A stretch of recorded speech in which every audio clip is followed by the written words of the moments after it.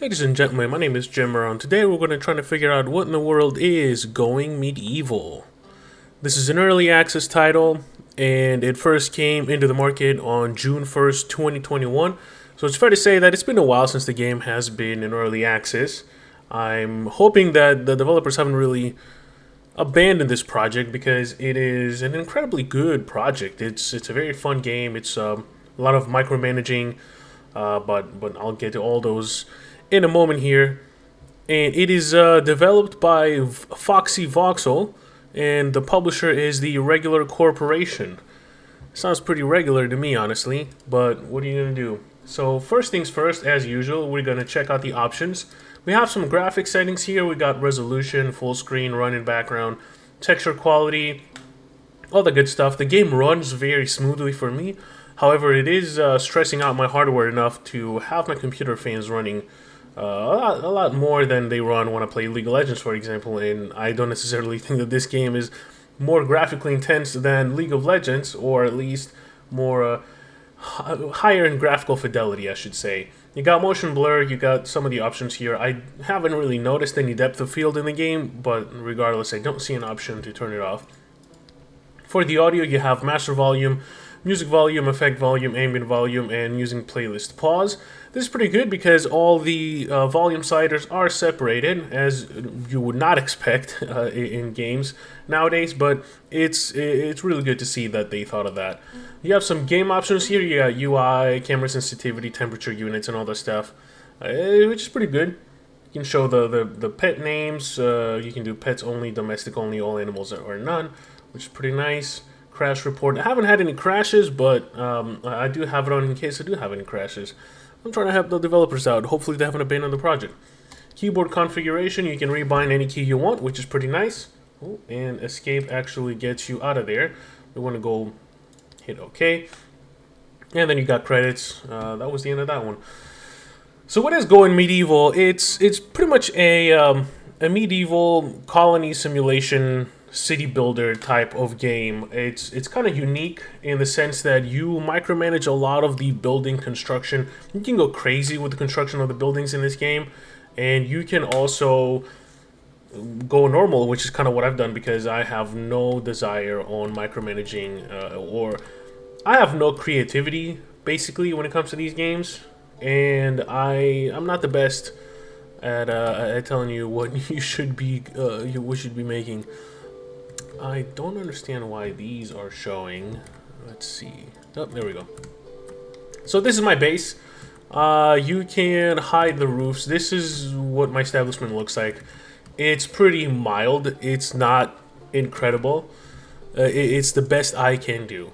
So as you can see here, first thing I want to mention is that you have 16 layers of things that you can view. That's because you can have underground bases. You can have above ground bases. You can build two-story buildings. This is a two-story building. If I lower this, you can see that auto-saving because the day has passed. As you can see here, it kind of shows you this is the ground floor here, and you can also go underground, which is pretty cool. These are all the people. You can still see them regardless of your layer visibility. I'm going to go back to 16. You can have some really tall buildings here, and it kind of matters what you make them out of, like what the materials you use. So let's start with the basics. You create some farms so you can have some food, which is pretty normal. This tree needs to go, so we're going to chop that thing down because it's not in the farming field here. You create an animal pen, which was full of animals, but I just got through the first winter, and I ran out of food for my animals, and they all died. I had so many goats, which was part of the problem. I should have just slaughtered most of them and leave only a few, because during the winter, there was no hay that was growing around my establishment, so I couldn't make any animal feed, which was what contributed to their demise. There's a little bit of a bug here that I noticed when I first started playing the game. When your villagers start an activity, they'll still run instead of staying put, which is something I'm sure they're gonna fix in the future. If you have played Vampire Survivors, then you will be familiar with the room category. So this shows you the type of room that you have created. You have a few different options here. You have a kitchen, which I haven't formed yet. You have a workshop, which this is my workshop here. As usual, you have to have a certain amount of specific crafting tables and decorations. This game does not care about the floor that you use for each of those rooms. As you can see, it's all wood here. I haven't really bothered with that, but I believe in Vampire Survivors it does matter what kind of floor you have in those rooms. You have church, which I haven't done. You have the library, which is important that you do the library quickly, because that is how you mine knowledge points. This is my bookshelf here. It's full of chronicles, and there's going to be textbooks soon because I've upgraded to the new research, and that's how you unlock new research. Now, speaking of research, you might be confused a little bit in the beginning because I was. So it says available 6 chronicles allocated to 40. I don't like the fact that they tell you how much you've used. I wish that the chronicles would just disappear like in every game. It's kind of annoying the fact that you're sitting here and I'm seeing, okay, I have 246 chronicles. Why can't I research this that needs 45? It would have been a little bit better if they didn't have this separated, in my opinion. Maybe I'm just dumb and I can't distinguish it, which could very well be the case. You have other rooms, like this is my storage here. It is important that whatever you do with your resources, just don't have a stockpile. I made the mistake of having a stockpile and not have it roofed off and in a room or in the floor, so all my stuff was getting deteriorated. Another thing that I made a mistake on was on my cabbages. I harvested them before I let them give me seeds, so that was a little bit detrimental because it set me back a lot. I was heavily relying. Why is this carcass here? I was heavily reliant on harvesting the wheat around my base, and now that after that, when the wheat was there, I haven't really researched any other means of planting other seeds besides cabbages, which is fairly frustrating, I should say. These are my traps here. I made this construction. This is for my archers to sit on. I was recently attacked by some marauders, and they did kill one of my villagers, which really sets you back. When you only have 4 villagers, you start with 3. Occasionally, the game will bring villagers to your establishment, and they will be able to join your facilities, and they help. The more hands you have, the more stuff you can do at the same time. I've been stuck with this game. I've been playing it for a few hours. I'm not quite sure exactly how many hours I've been playing it, but it's been more than about 10 hours, I would say. I've been stuck to kind of having it on the maximum speed because most of the time nothing's really happening. There's so many things queued up. So for example here, I have my stockpile for all of the wood that I'm producing. Wood is really detrimental to this game, by the way. And all this is sitting here. My people are not even bothering taking it to the stockpile. And if you don't take it to the stockpile, it'll just decompose and it will disappear. This is true for everything, really. It's not just about the wood. It's for the seeds, for the cabbage, for the carcasses, for the wood, for the wheat. Anything you leave outside that is not sheltered, the leather even, that will definitely set you back a lot. So keep that in mind when you're doing all this stuff. I want to reintroduce animals in my playpen here. I'm probably gonna do deer so I can harvest their leather after I kill them and they have babies and everything. The leather is used for textile work. It is going to be used by the weaver, which should be this one right here. Yep. So this one is necessary to create winter clothes. I fucked up and I didn't have any winter clothes, which really set me back until I have Let's see until I have 10. Yep. And until I have 10 of this too. Fine. All right. I like this. I like this. When you're producing things here, it gives you the option to do a certain amount just once. It gives you the option to do forever. So that's what I've done for my research tables. I am forever going to be producing research points. Or it also gives you the option until you have. That means that you set a limit basically. So I've done that with my, oh, this is forever. I've done that with my butcher, my campfire here, which is used to cook raw meat, until I have 172, which I have 175. So yes, this is going to be continuously cooking until I have enough, and then it stops. And then as you can see here, I have a ton of raw meat. And the reason why I have a ton of raw meat is because all of my goats died. So that winter was brutal. Practicing. Okay, so yeah, your villagers do acquire perks. So let's see this. What was this one that we just saw?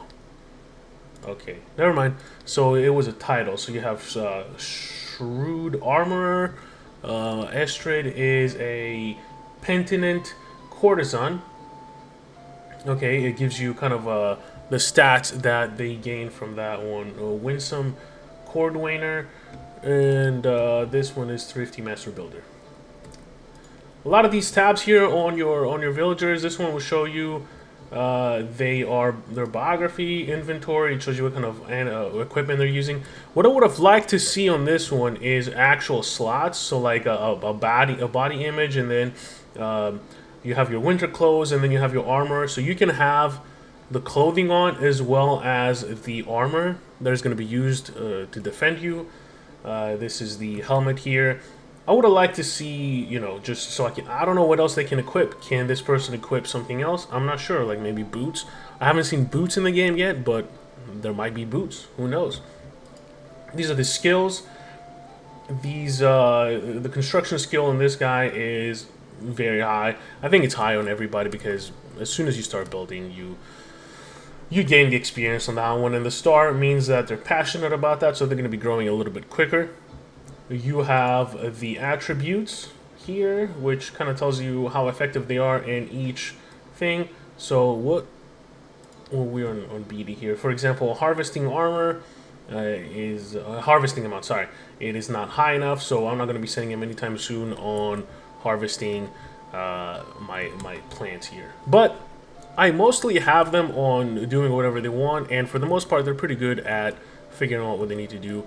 Now, when you open the Jobs tab here, you can assign somebody to kind of prioritize a lot of the jobs. So these are all equal, and I just assigned this person here to kind of just prioritize hauling everything to the stock, because it's getting a little bit ridiculous. Even though for the most part my people are, you know, just kind of doing their own thing. Ooh, you sly fox, you bitch. I will attack you. Hunt this animal. Here we go. Stop eating my food. Thank you so much for not eating my food. That's pretty good. Oh, you want to keep going? You want to keep going? Okay. Hunt this animal. There you go. Come on, run away. Oh, you coming back for more? Okay. Cool. You're about to die. Oh shit, he's attacking me. There we go. Yeah, get that carcass. So this is my smoked meat pile. I need to haul that away before the wild animals eat everything. And now this guy, BD, he's going to pray, and then he's going to go back to kind of organizing my shit here because it's getting a little bit ridiculous. This is primarily the game. You're going to be attacked. I'm seeing on the roadmap that they're going to be implementing new features soon. Or, I mean, hopefully soon. You're going to be able to attack other settlements. I have built the cartography table so I can see the settlements nearby. These guys are permanently hostile. I want to see an ability to actually kind of being able to talk to these people and hopefully get them to be a little bit less hostile. That would have been nice. You got these guys, bandits. Again, I'm guessing these are all bandits. The reason why these guys are mad at me is because I stopped them from taking back one of the people that ran away from their settlements, and now they're gonna be forever mad at me for that. They're also implementing the ability to not just raid other settlements, but colonize other settlements. So that would be interesting. For now, the only thing that you can do is send a caravan to trade with them. I'm not entirely thrilled about that, in all honesty, but it's something that is going to be used in the future. So yeah, you can hunt animals, you can harvest the resources, you can mine resources. When you go to the research table, this is what the research table looks like. One of the things that's going to be necessary eventually for me is the terraforming, because you can see here, I'm going to need to create a slope so that my people can go down here and mine the rest of the clay pile and mine the rest of this. And then when I'm done mining and everything, I can also, for the terraforming, just put soil down and fill up the hole so I can build on it and everything, which is going to be a little bit better aesthetically and also easier for expanding. I think the next room I want to make is going to be probably the kitchen or infirmary, which you need an infirmary bed and medicine shelf. I think I have the shelf for the medicine. Let's see, I do not have the medicine shelf yet, so I'm gonna have to unlock that through the research and decoration. So I believe this is the infirmary bed here, and then decorative structures. Nope, that's not it. That's not it. Furniture, furniture, furniture. Okay, well, I need to figure out how to get the decoration for that, and it's gonna be a little bit crazy here. So we need to do an armorer so we can actually start building some real weapons, because all I have right now is like sticks and stones. And if I get another invasion, I'm gonna be fucked, because I only have 4 people. I had 5 people when the invasion happened, but yep, as you can imagine, I've killed 4 people. You don't have to kill all the enemies. As soon as you kill enough enemies, they start running away. And the loot that they drop is pretty decent. Like, these guys dropped some swords and shit. This Birdici, Birdici, I don't know how to say that one, was dropped by one of the enemies, of course. So auto-saving right now. When everybody is sleeping, the game automatically goes to the fastest speed. And my carcass rotted away, which is sad. This is a deer. I don't know why. It's dead, but I'm trying to tame. So this is how you do in the overview here. You can see these are your resources, these are your items, these are your domestic animals, this is the wildlife, and you can choose to either hunt them or you can choose to tame them. So for what I like to do is go on retaliation, because the higher retaliation percentage, the more chances that they are that they're going to be retaliating to you. So here we have some deer.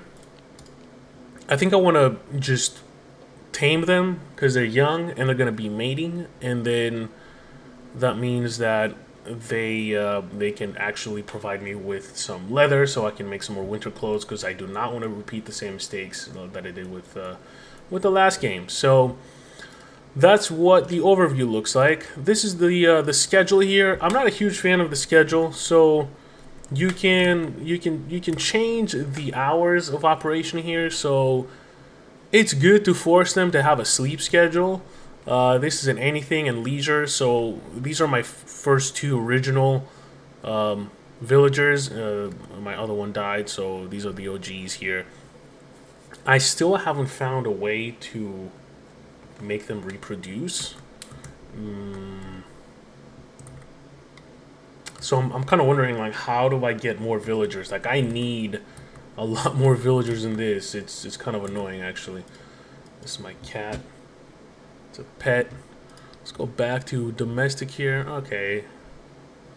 So the more you train your animals, you can allow them to do vermin control, which they're going to be hunting weasels and rabbits and all this stuff to prevent them from eating your crops here. yeah, I do want to see more in the game. Obviously, I do want them to implement more, I guess, more interaction with other factions. I do want to see a few more things with that. Other than that, I want the research to be a little bit easier. Honestly, research in this game is what's taking the longest. Like, not being able to research things is what's holding me back the most, as well as the option to kind of like search for more settlers, search for more villagers, so I can bring them into my home and have them help me out. Because with starting with 3 is a pain in the ass. I was at 5 at some point, and we were thriving. Let me tell you, I had people researching constantly, and it was amazing. Now we're kind of back to a dead end, and I want to see more in that one. I do want to see more there. Give me the option, or at least if it's only RNG, make it more frequent. I would say that would have been nice. That'd be nice. So there you have it. Going Medieval.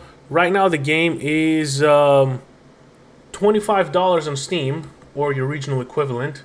It goes on sale occasionally. I grabbed that from a Humble Bundle, and I believe I paid about $15 for it. So I think for that much money, I've gotten a lot of entertainment out of it.